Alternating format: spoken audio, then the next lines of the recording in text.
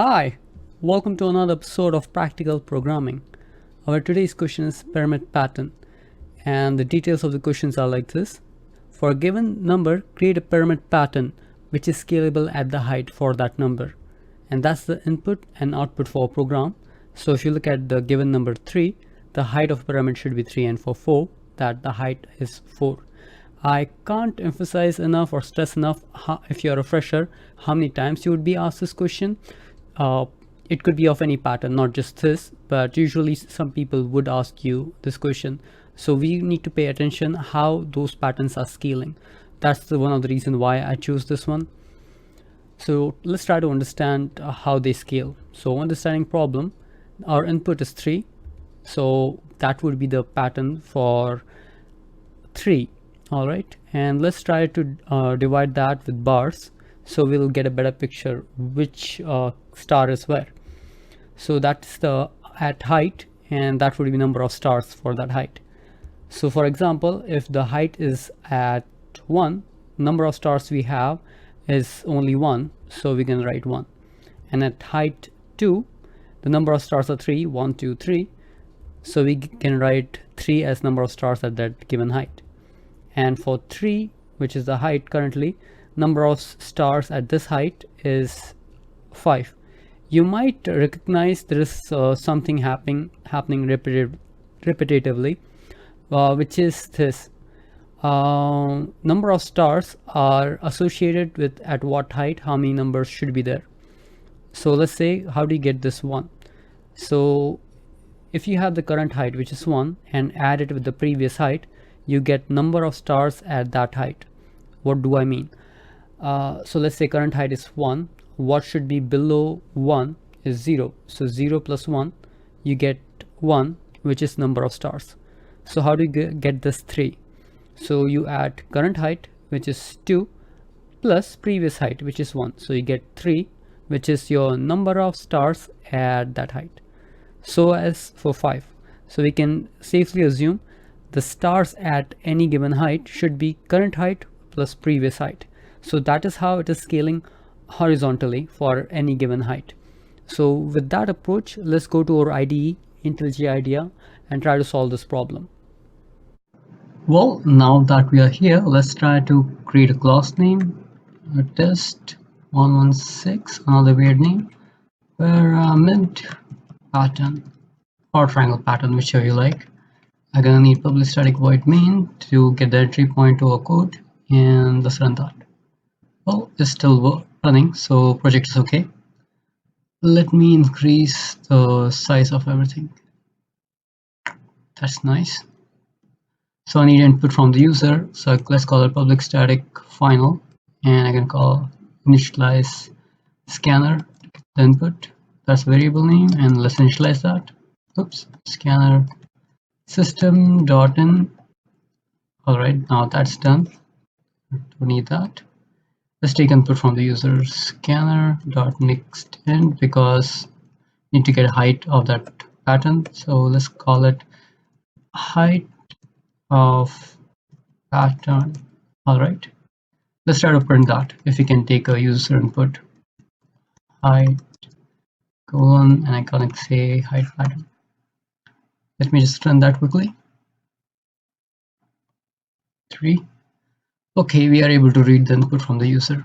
So now I have this. I'm gonna create a method called create pyramid pattern. All right, and I'm gonna provide something in argument, which is this height which you have taken from the user.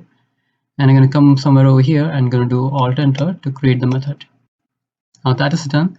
Something we need to visualize what we are trying to achieve here. Let me just put that over here, and I just did that in advance.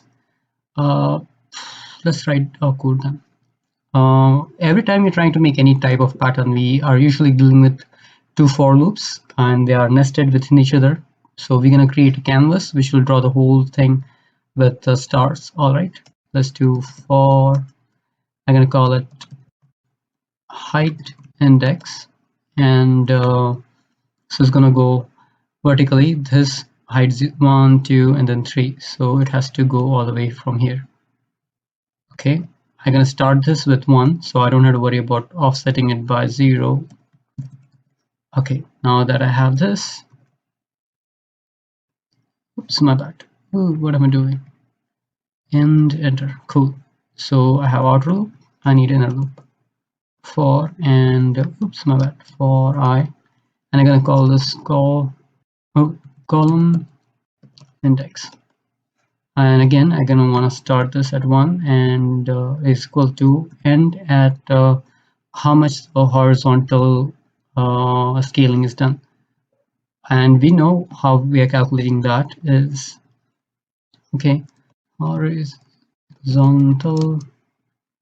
scaling is equal to current height, whatever height the user has given, plus previous height. Okay, now that we have this, let's say int, oops, let me just go a little here. I'm gonna say column, oh my bad, column scale can't spell anything anymore. What is that? Height of the pattern plus and previous height. All right, so I'm gonna do this height -1, so I get the previous height, so current height plus previous height, and I get the scale what we have horizontally. So now we have our nested for loop. Let's try to print something. I'm gonna say s out. I'm gonna make star and let's run that. Hope everything's working. And let's hope everything's working.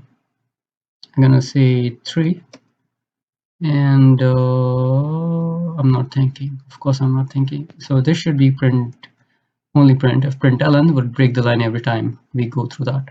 So we need to create our canvas quickly. I'm gonna call it 3. It's doing that horizontal because it's not breaking the line. So this inner loop does the job of printing something horizontally, and we need to go to next line. So I have to do the break after our first loop is in. That's done. That should do it. Let's run this again. 3. There we go. So our canvas is ready, which is height of 3 rows, the 3 height, and the horizontally it has 5 star. So we need to chisel our way through. So how do we do that? So far so good. Okay, so there's 3 factors in chiseling things out. What matters is, so these 2 indexes we don't have to print. Why is that? Because in the next row we don't print this, but we print this. So there are a couple of factors, what star is and what space is, matters on. First, current height, and then what is the current indexes? Current horizontal index, and the last thing which matters is how far is it from the center, and how far is it from the center. Now we have our 3 factors. Okay, we need to work with these. Cool. Let me just write something quickly. So I need to know what's current height is. So this height index will keep on telling me what's the current height of that row is. Okay, it starts with 1, 2, and 3. So I have to compare that, right? Oops, my bad. Not final. I'm gonna say if, and I'm gonna check with current height index. So I will have that. But I also need to know what is the current horizontal indexes, which I'm gonna get it from here. Let me just put some space.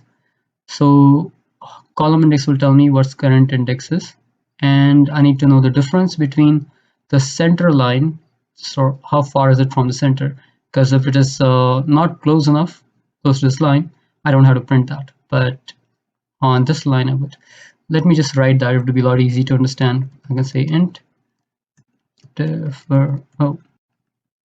distance from center. Oh, my bad. Center is equal to, how do we calculate that? So we know it's all right now our input is 3, the given height is 3, so that is going to be our center line. So in case our given input was 4, so that our center would be 4. So I know that. So let me just copy this. So that's our center. I'm gonna say minus and column index, which is this. Let me copy that. And so we have distance from center. So what I want to do is, if distance from center is not equal to height of the index, don't print it, okay? Otherwise print. So distance from, if this distance is less than equal to height of the index, okay, for the current height we want to print, oops, star, else we need space. Oops, I can't spell else. I need to learn that. Okay, s out. I don't need println, I just need print, and this is gonna be space. Let's run this and check what happens. I hope it's gonna work. Oh no, what's going on? All right, so distance from center, we have that correct. All right, this should not be, this should be always be less than that current height. All right, let's run this again. 3. All right, we got it fine on the left hand, but not working on the right hand. Why is that? It's happening because when you reduce something at the center minus this, okay, things go into negative. So that's not helping us. So we need absolute difference between this index and this index. So we're going to use some math API for that. So this is where things are going haywire. I would recommend go slow on this when you're trying to type this code, and do make as many mistakes as possible, which will help you understand what exactly is going on. Let me put that over here, copy paste. I'm really good at that. Let me print this again. Run this again. What am I saying today? Oh, there you go. We got the answer. So what it's trying to do is we get the distance from the center of column index, okay, from that height. And once we have that, we need to check if it is less than that height. If it is, print star, otherwise space. So when this is at 3 and this is at 1, so 3 minus 1 is 2, and 2 is actually more than the current height, which is current height, which is right now at this height is 1 over here. All right, let me just do this. Height here is 2 and height here is 3. So if these two difference between this index and this index is more than height, don't print star, print space. That's what we have tried achieved over here. Let me do this for 4. All right, I believe it's working okay. Let me try one more input. Oops, I didn't run it. My bad. 5, good, still working. 10, I guess that will do. So that will do for me. Thank you so much for watching. I really appreciate your time, and do like and subscribe if you like this, and that would help me make more videos. And if you are new to software development and trying to give interviews, try to go through as many problems as you can, because practicing will help you build the confidence. And for some reason, when you go for an interview, the technical interviewer only looking for your confidence rather than what you can actually do, because they don't have a lot of time to judge you. So usually the judgment is based on your confidence. So do practice as much as possible. Thanks so much. You have a good day.